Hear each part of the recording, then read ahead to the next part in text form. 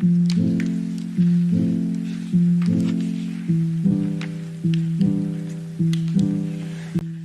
pagi, siang, atau malam, terserah kapan aja nontonnya. Jadi kali ini saya akan membuat aksi nyata topik 1 Merdeka Belajar.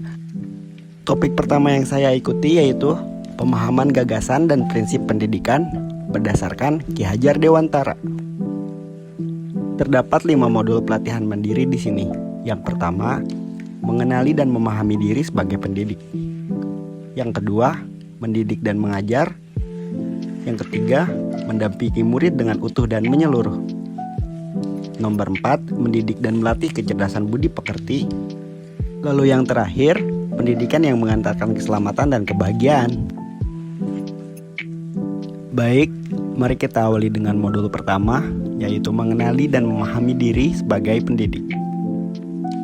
Untuk mengenali karakteristik murid dan kebutuhannya, kita harus lebih dahulu mengenali dan memahami kekuatan dan kelemahan kita sebagai pendidik. Karena pendidikan menuntun kekuatan kodrat yang ada pada peserta didik sesuai dengan perkembangan zaman. Mendidik anak sama dengan mendidik rakyat. Untuk itu, guru harus siap dan adaptif terhadap perubahan. Dengan belajar secara mandiri untuk mengembangkan potensi, menghantarkan murid kita menjadi murid yang merdeka. Selanjutnya, bila ada pertanyaan apa peran saya sebagai guru? Untuk sekarang, guru sebagai penuntun, motivator, fasilitator, sekaligus penggerak ke arah transformasi pendidikan yang berpihak pada murid. Peran guru sangatlah penting dalam pembentukan karakter dan pengembangan kompetensi murid sesuai dengan kodratnya. Kemudian yang ketiga, ingin menjadi guru seperti apa saya? Guru yang maju, memiliki konsep dan rancang pikir yang jelas tentang gambaran dirinya yang ideal. Ketika kita memahami kekuatan dan kelemahan kita, maka kita tahu apa yang harus dioptimalkan dari peran kita sebagai guru bagi murid-murid kita. Nah, inilah hakikatnya guru yang mampu memerdekakan murid.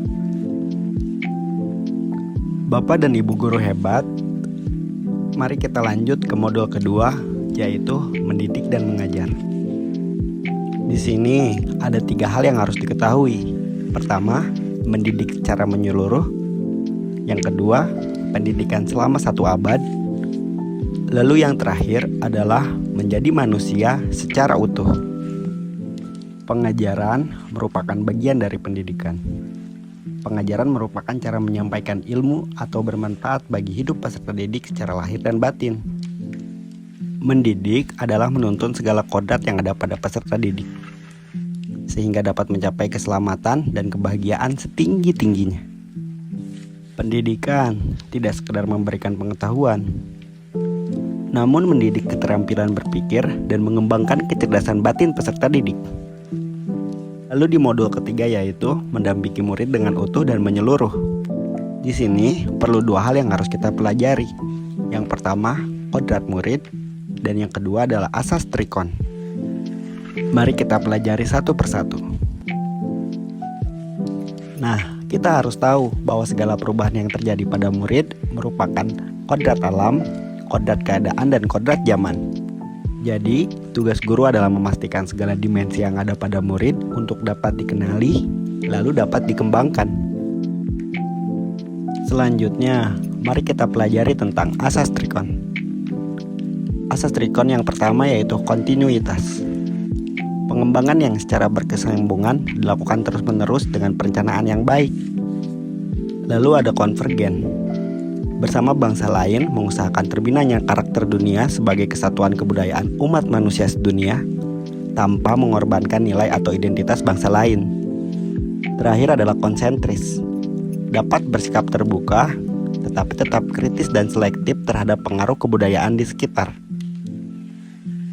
Sekarang kita masuk ke modul ketiga, yaitu mendidik dan melatih kecerdasan dan budi pekerti. Menurut pemikiran Ki Hajar Dewantara, budi pekerti dibagi menjadi 2 kata, yaitu budi dan pekerti. Pertama, budi adalah ranah batin yang meliputi trisakti, cipta, rasa, dan karsa. Lalu pekerti, yaitu ranah lahir yang mewujudkan tenaga.